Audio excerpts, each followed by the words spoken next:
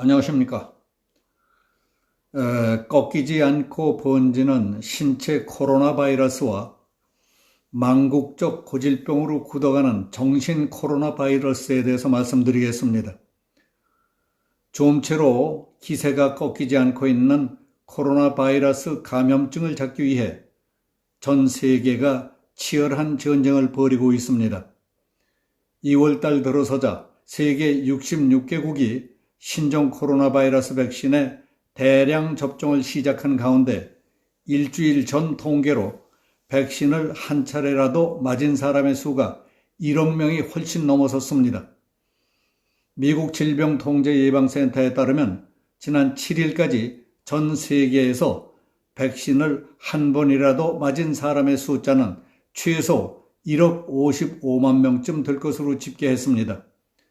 그런 템포라면 아마 지금쯤은 2억 명이 넘었을지도 모릅니다. 우리는 오는 26일부터 고령자들에 대한 효능을 둘러싸고 논란이 있어 온 아스트라제네카 접종을 시작하기로 했습니다. 우리는 왜 스위스나 아프리카 국가에서는 안 쓰기로 했다는 백신을 맞아야 하느냐? 왜 다른 나라들보다 늦느냐 하고 따지는 것보다 더 심각한 문제가 있습니다.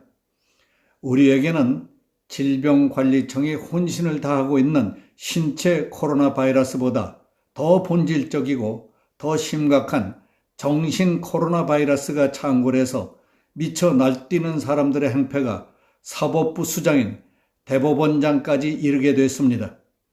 신체 코로나 바이러스는 전담 정부기관도 있고 백신이라도 있지만은 정신 코로나는 백신조차 없습니다.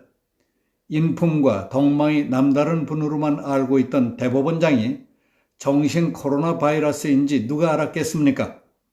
최근에 정신 코로나 발작증이 심각하게 일어나자 거기에 맞서서 자체적으로 항체들이 생성돼 침입 바이러스를 공격하는 것을 보며 사법부는 면역 시스템이 아직 남아있는 것 같아서 다행이라고 생각하는 사람도 있을 겁니다.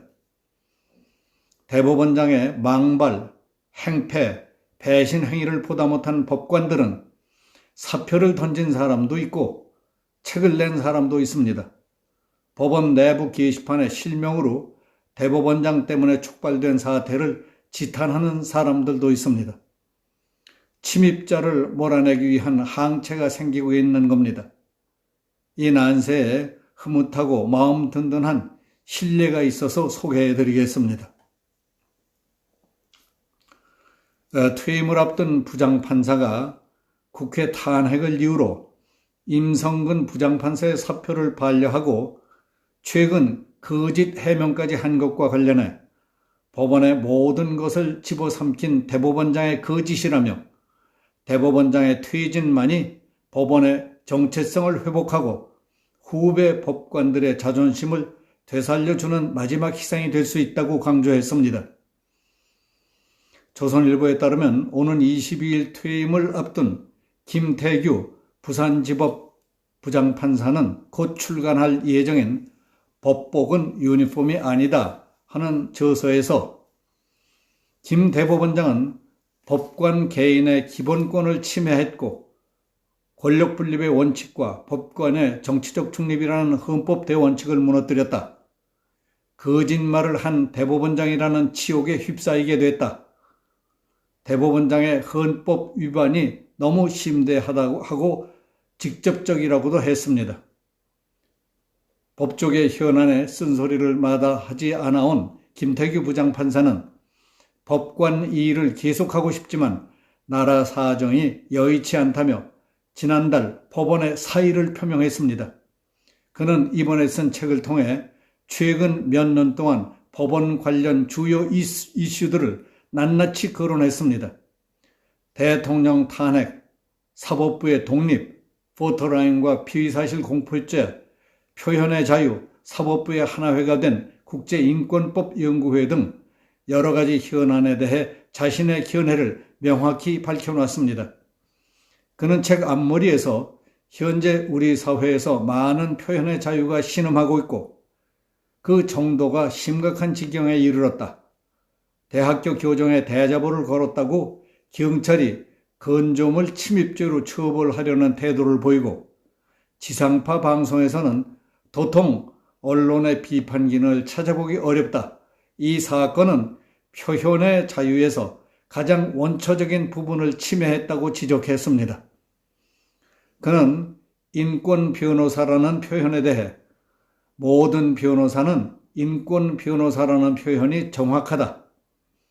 인권 변호사라는 표현이 주변 사람들이 칭찬의 의미로 불러주는 경우는 드물고 과거에 운동권이나 노동계를 변론했다는 이유에서 자랑삼아 본인 스스로 인권 변호사라고 칭하는 경우가 더 많다고 꼬집었습니다.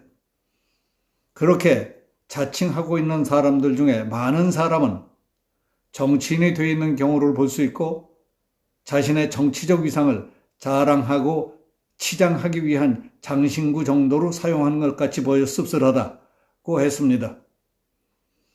인권 변호사라고 자신을 잘 치장해서 대통령이 되고 광역단체장이 되고 국회의원이 되신 분들, 그분들이 사회 각계각층의 다양한 인권 사각지대를 잘 살펴보고 있는지 의심스럽다고 했습니다. 그 밖에 정권에 동조하는 세력이면 무죄고 아니면 유죄라는 비난까지 생겨나고 있다. 탄핵 이후 이른바 국정농단 사태, 사법농단 사태와 미투 사태, 조국 사태 등 정치 사회적으로 민감한 사안들과 관련한 구속영장을 발부하는 데 있어서 법관의 독선적인 가치관이나 편향된 이념에 치우친 판단은 용서될 수 없는 업무 처리 방식이라고 지적했습니다.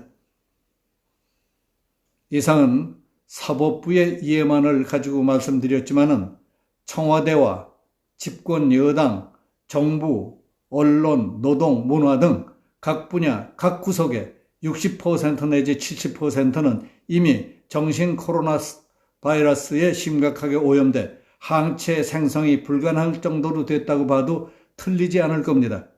거의 다 썩고 병들었는데 기회의 평등, 과정의 공정, 결과의 정의가 어디 있겠습니까?